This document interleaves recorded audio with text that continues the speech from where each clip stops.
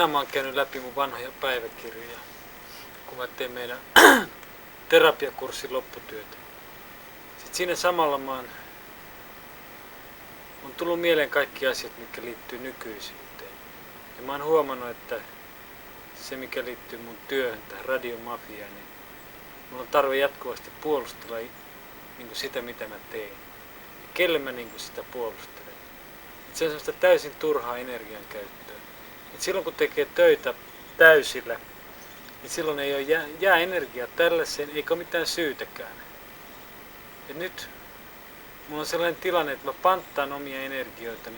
Ajattelen, että tällä rahalla, tälle kanavalle mun ei kannata panna kaikkea. Ja mä huomaan, että se jäytää. Se vie ehkä enemmän energiaa, kuin että mä panisin kaikki likoon.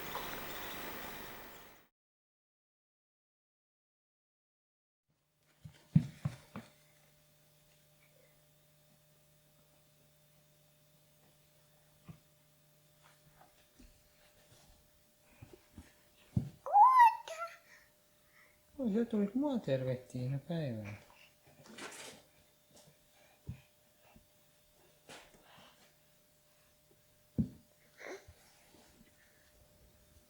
Kuntoa.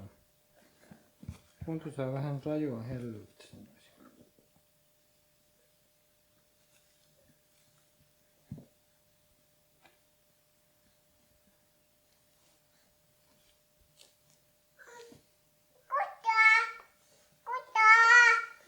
Moi kuntoa. Mikä?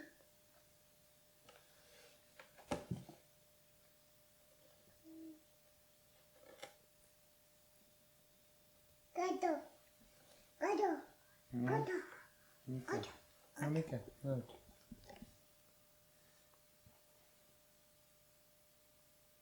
Mikä se on?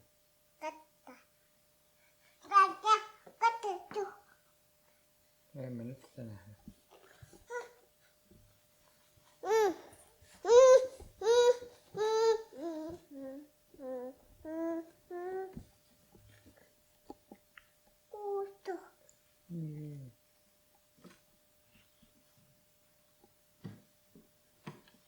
Otetaan vähän lähteä syrjään.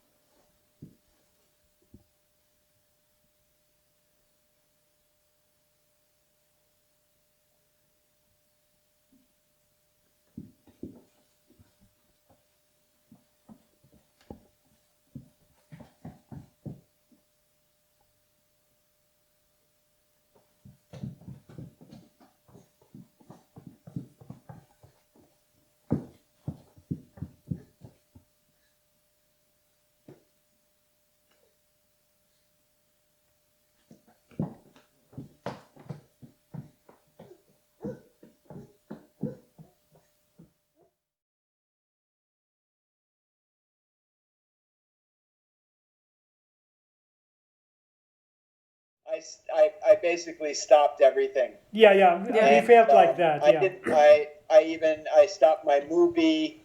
I stopped anything that meant that I needed to do. It was like an opportunity to die without dying. You know. So, and I think a lot of people, my friends, we did that. Same thing happened. We kind of formed a Sunday group that we would get together, and then that died. So these, anything that there was a schedule attached, anything that required that you do something by a certain date or a certain time, all of that ended. Yeah. And the only thing that continued was taking the dogs out to the cemetery. That was it. That was our whole life. And that was the lockdown. That was the lockdown. Yeah, during the period of the lockdown. Mm-hmm. Yeah. And I think a lot of people kind of treated the lockdown in the same way, that it was a petite mort. You know, it was a chance to die without dying, and to experiment. Well, what would it be like to die and to just stop and not respond to emails, not respond to any basically anything. And then when the dogs were poisoned, that was the break out from that. It was like, oh, back to hard, terrible reality.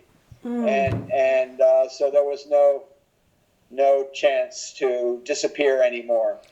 And yeah, the sadness of that, So were you happy when you were disappeared, or were you kind of passive and a bit depressed, or can you?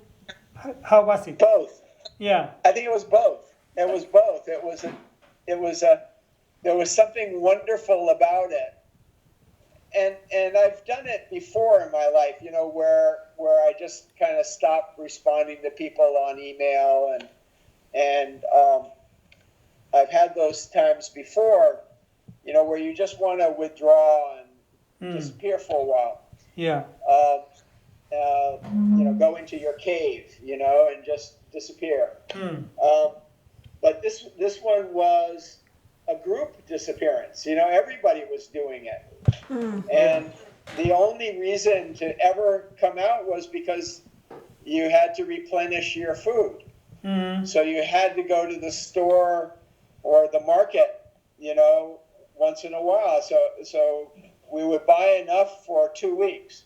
And anything that we brought into the house, we had a whole ritual. I would go down. I have the studio downstairs. I don't think I had it when you were here. So it's a smaller space down there. And that was the cleaning space. So everything would go into the cleaning space. We would cover everything with Clorox and wipe everything down before we touched anything and brought it up here, and with our rubber gloves on. And then we would bring it up to this house, and that's where we would consume it. For vegetables, we would put them then in the sink with soap and leave them in the sink with soap for a while, and let them be in the soapy water. But everything else, that was packaged, we would just clean the packages and not the things inside, but we would recook anything that looked like it needed to be recooked. Okay. Yeah. I'm having dreams of these. Of balloons? Yes, these Teams and Skype balloons. Oh. The persons. Yeah. With initials. So dark, like dreams of a dark space where these balloons appear and disappear and form. Oh, wow. Yes. Oh, interesting. Wow. Yes. Yeah. Nice, this hand gesture.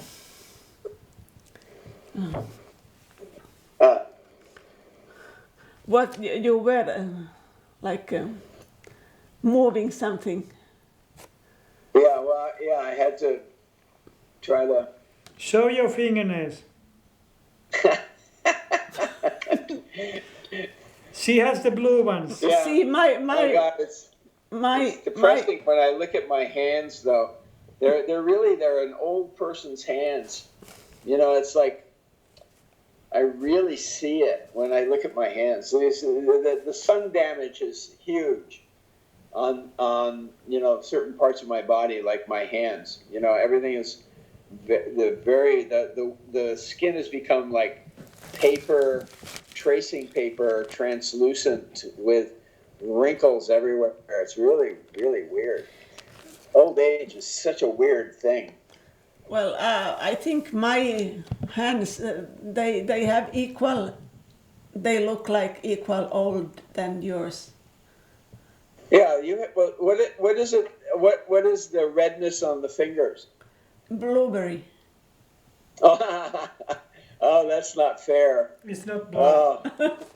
Oh, that's not fair.